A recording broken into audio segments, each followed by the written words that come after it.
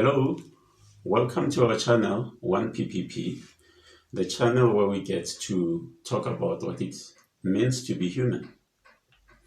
Today we're going to talk about education, or rather, how education should be, and why how education should be. Because there is so much expectation that we have from our education system, from education as it is in general. The expectation that with all the effort we spend in it, in money and, physically, everything that we do, that ultimately we would get to be rewarded for having this education. But then, as we've come to see in many parts of the world, not everyone does really get to benefit from education or to celebrate what education is about. Education is something that started since the beginning of time, since man himself, landed on this planet, however way that happened. Education has always been about learning how to do things better, solving the same old problems of life, but always finding better ways of resolving them. Like eating, for instance. Hunger is for everyone. And in those days when we used to be in the caves, as cavemen and women, hunting was the way of getting that food. So a spear, stones, all of that we used to hunt with, to capture animals and then, use them for food. And there's nothing different that we're doing right now in this modern age.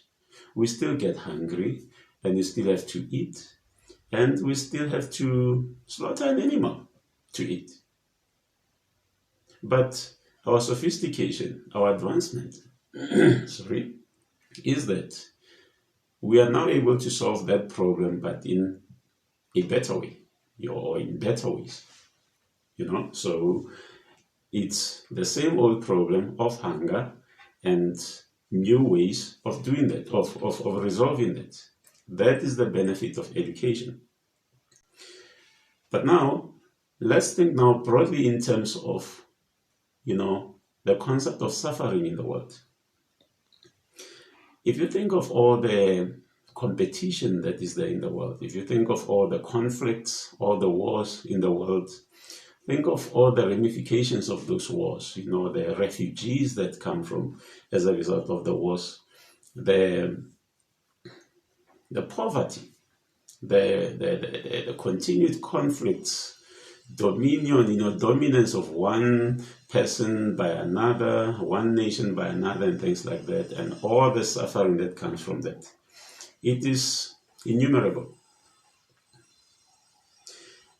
But then when you think about those conflicts, the competition and the wars, for us to understand them, we need to go back to the root of what causes them. Conflict in the world, or rather suffering in the world, is caused by our inability to perceive enough means of being happy. Or in other words, the shortage of happiness is what causes conflict. In what way? When we believe that the resources in the world are limited, and so in their limitation, there are still too many people who have to share them, and yet it can't be everyone who gets to share in that because it's not enough.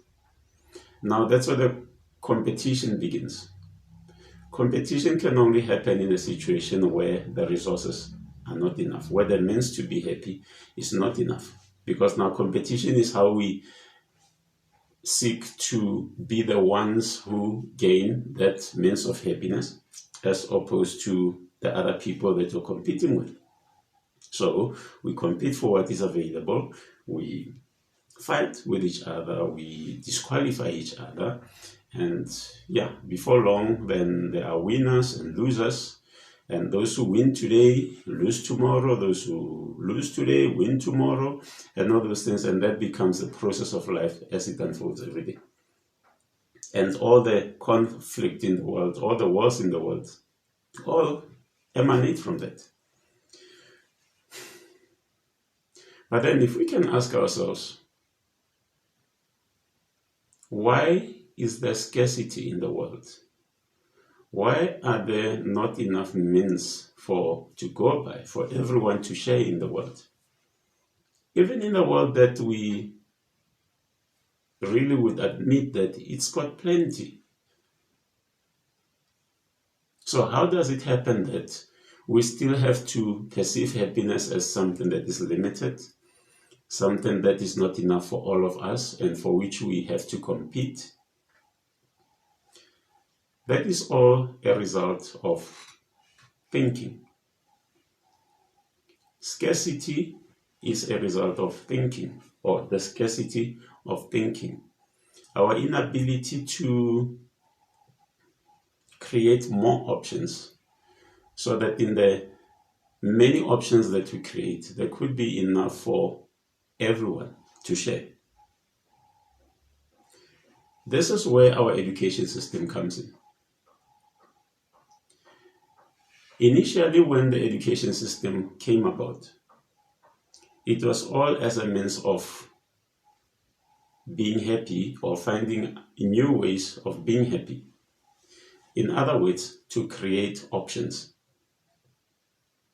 Because education, as it was meant to be originally, before I think it became other things like just a prestige, or before it became something that, we need to comply with, whereby we do something but we don't quite understand what the purpose for doing it was. Education was purposed to be a means to pursue happiness in the world. We are able to pursue happiness in the world by creating options, by creating possibilities from which we can choose how to be happy in this situation and in this situation and every situation. So scarcity comes when we are not able to create those options because of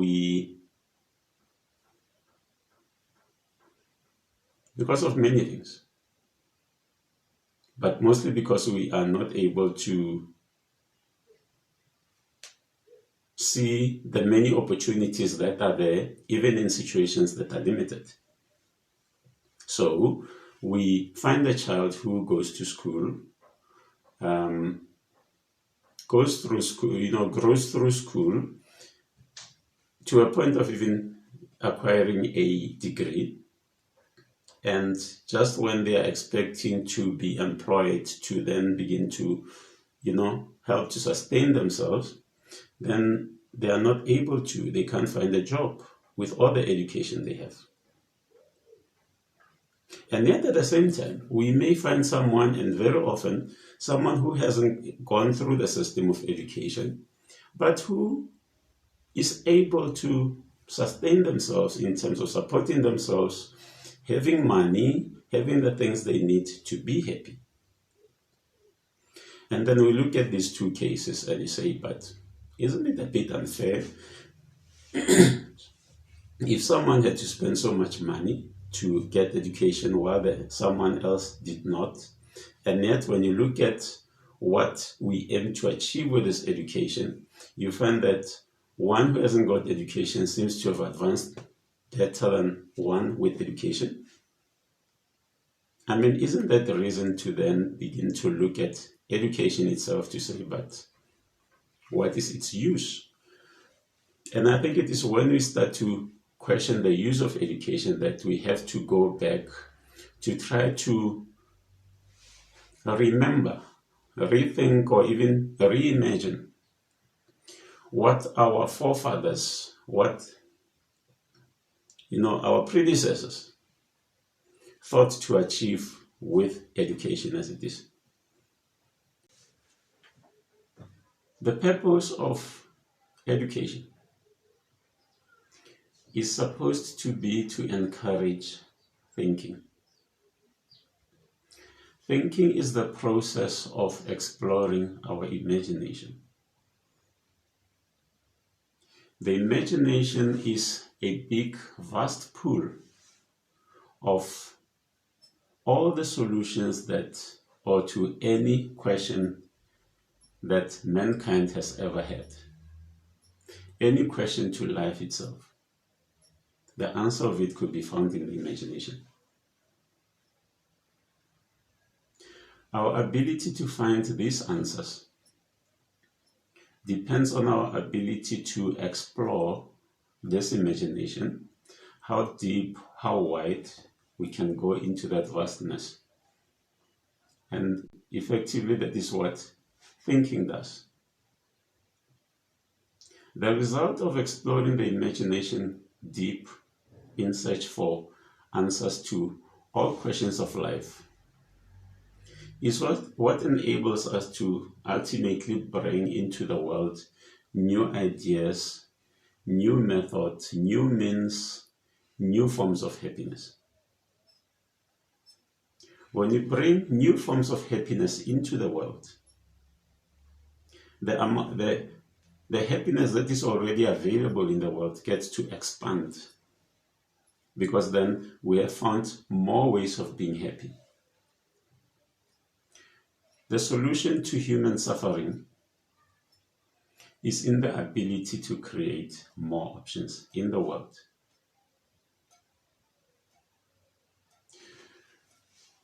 When you look at a child who goes to school, goes through the grades, goes to university, gets a degree ultimately, or maybe even two, but that person ultimately is not able to find a job. It is a result of a system in which we don't encourage thinking, but instead we encourage compliance,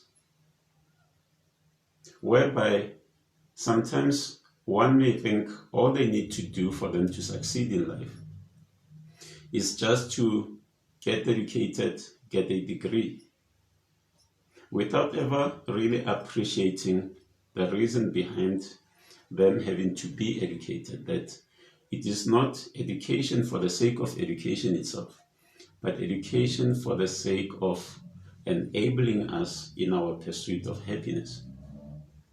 So in other words, the more educated we are, or the more we are able to think and to use our imagination, to explore the imagination and find solutions in it, is the more we are able to be happy in life. Because when we have learned how to explore the imagination, we learn how to bring into the world things that even never used to be here. The things that we can look at now and call them civilization, sophistication, modernity, most of which, if we were to look into the times of Noah or the times of olden times, let's compare it to the times of the cavemen. Much of the things that we currently have in our civilization could be perceived by the cavemen, if he were to be here, as miracles. And yet those miracles are not anything, I would say, anything beyond what a human being could be, or anything beyond what the caveman himself could be. Actually, who we are now is just the advancement of the caveman, the discovery of new ways of doing things than what the cavemen used to have, and the use of those new ways as new means of being happy. So our ability to create more options in the world is what ultimately increases the options that are available for us to be happy. And the more the options that are there, the more we are able to look into any situation of life, however limiting that situation may be, and be able to perceive it in a way that you are able to then go and explore our imaginations deeper in terms of what we perceive there. That is where someone is able to take a very limiting situation, a seemingly limiting situation, because it's more about how things seem, but not really how limited they are. So that's how someone is able to take a seemingly limiting situation and find in it something that was previously not there. That's how, for instance, someone could look at,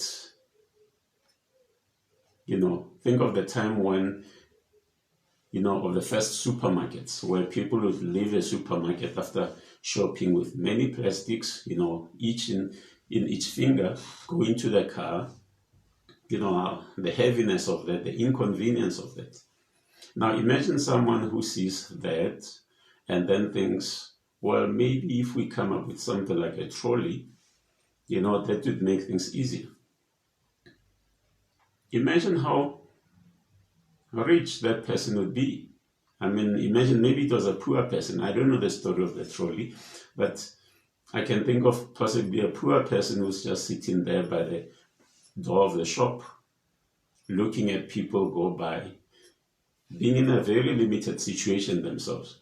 But out of that limitation, being able to see the same old environment, but in a different way, from which they are able to then perceive other ways of enhancing what they see happen around them. And from that moment, a very limited situation could have something that is so new, something that enhances life, something that creates even other opportunities, not for the person only, but also for others.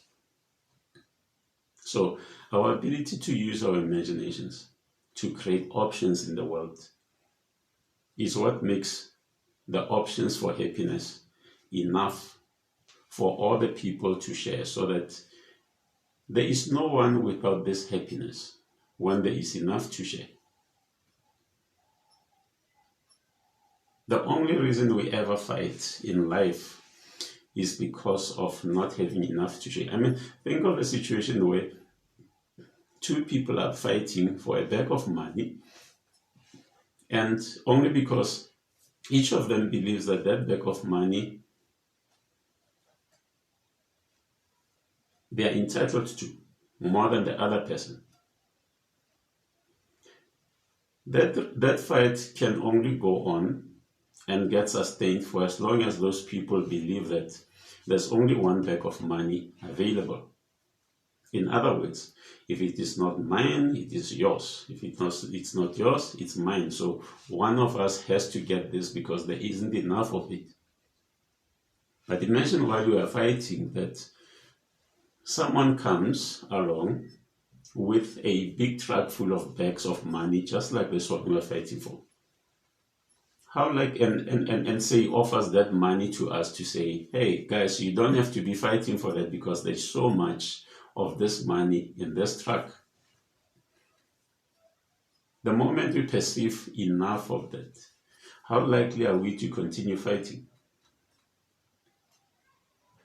The moment we realize that there's enough for you and for me, I think that's where we're likely to then say, well, I've got what it takes to be happy, what I need, and you have what you need to be happy, and maybe shake hands and go our ways.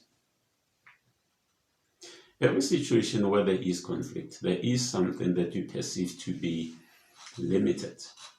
There is some form of happiness that you perceive is not enough for all of us, in which case now we have to compete for it, and there should be a winner and a loser, and the winner takes all.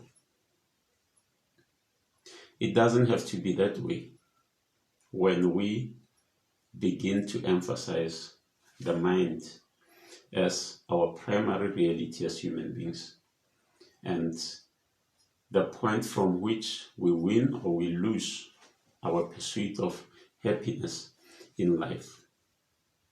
Because when we are able to create options from this mind, there is enough happiness to go for everyone, and that is what creates a state of peace in which I have what I need and you have what it needs.